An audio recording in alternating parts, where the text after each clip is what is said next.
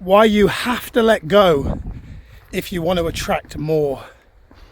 I'm out on a walk/run. It's a beautiful sunny evening where I live. I am gonna take my headphones off. I'm gonna unplug them. And in this video, I want to speak to you more about this topic of attachment and detachment. You see, I thought about not doing this video on a walk. I've started to get in the habit of recording these videos at home, either if you've watched any of them in the car or at home in my little studio.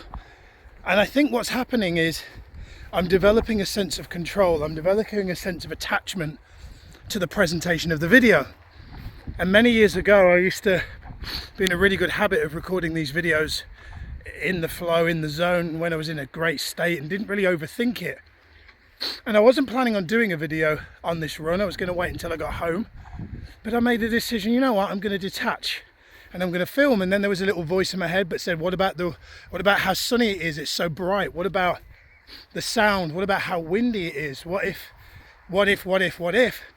And that for me was exactly the reason why I needed to record this video, to let go. And I think that's a message for life.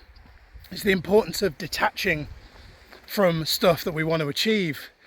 I have observed myself over the years being obsessed with attachment, obsessed with outcomes, because at an unconscious level, it's been because I've been desperately needing a specific outcome to validate me, to make me feel worthy in the eyes of you or somebody else or my mum or my dad that wasn't there.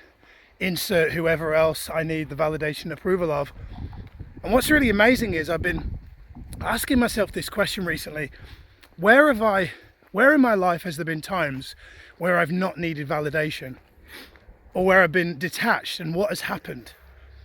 Here's the first one that's interesting. Today I've been with a private client, and this private client has been a regular client of mine now for about 3 or 4 years, and has invested heavily in coaching with me, and we're actually talking about forming a formalized business partnership together. And I thought about what started the relationship. What started the relationship was many years ago I spoke at an event, Wembley Arena, a big event. It was alongside Ed Milet, and I had this idea of how I wanted the event to go. And on the morning of the event, I had all these slides prepared. And then I made the decision, because I kind of prayed in my room. I made the decision in the morning of the room, or God made the decision in the morning of the event, that I should not use any slides. So I made the decision to go up, present it with no slides. I had a really enjoyable experience. And then that led me to being invited to speak at another event. And then that indirectly led me to working with this particular private client. And what's really interesting is how, by having attachment, because I think initially I had attachment to how I wanted that event to go. And when I let that go, not only did I have more fun, but I arguably achieved a better outcome than I could have possibly imagined, because never did I imagine that I would get to speak on another event because of that event.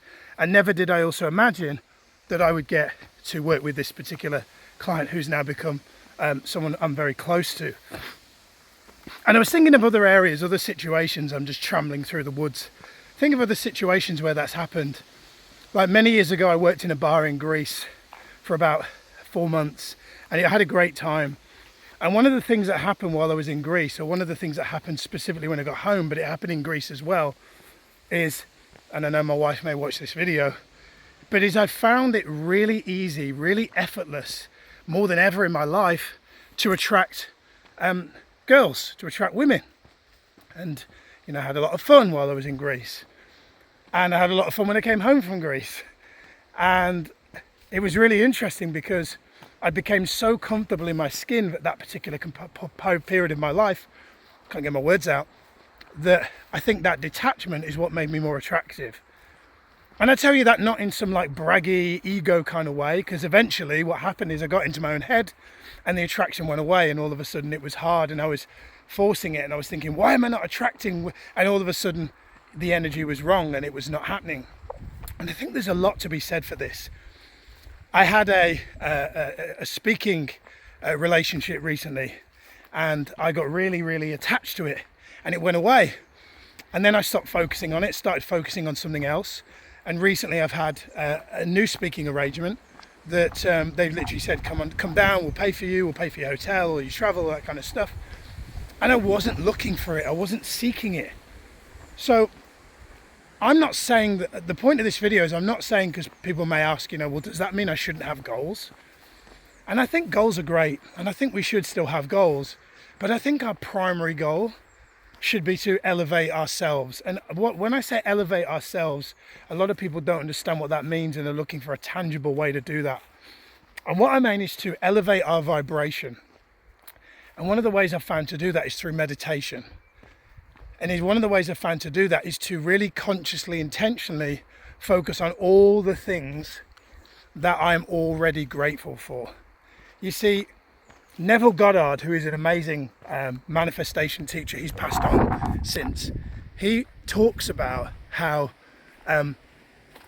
when we are wanting to achieve an outcome and we get obsessed with the outcome, we actually push it further away. It's like something in the universe is saying, you have placed excess importance on this outcome, therefore I'm going to not allow you to have this outcome. Like the universe makes a decision to teach us a lesson. Like the universe places, can kind of hear us. It's like it's like we're in the Truman Show. I truly do believe sometimes we are in the Truman Show. And it's like the universe can hear us talking about these things and talking about these outcomes and catches us. And I've noticed over the past few months that I've focused a lot less on outcomes and focused a lot more on who I'm being and how I'm showing up, thinking more about my intentions. So before I had the meeting today, I thought, how do I want to show up today? As I drove home, I thought, how do I want to show up when I go in the house? For me, exercise is a really, really good way of managing my state and my vibration, because when I'm in a great state, I'm most likely to be in a position where I'm going to attract more of what I want.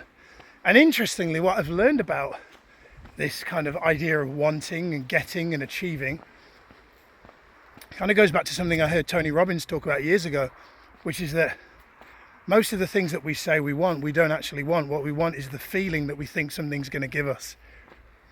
And I've known that for years. I've heard that phrase for years. I've intellectualized that phrase for years. But what I found really interesting is if you take the time to write down what are all the feelings on a day-to-day basis that you don't want to feel. So for me, I don't want to feel fear. I don't want to feel worry. I don't want to feel anxiety. I don't want to feel anger. But then when I think about, well, what are all the feelings that I do want to feel? I want to feel joy. I want to feel happy. I want to feel silly. I want to feel playful. I want to feel that I'm, that I'm making a difference, that I'm being helpful. I want to feel loving. I want to feel energized. When I think about that, I think, well, what do I need to do? Which is a little bit of a contradiction because we're talking about being, but there's a little bit of doing that's got to be sprinkled in. I think about what have I got to do to be in those positive states?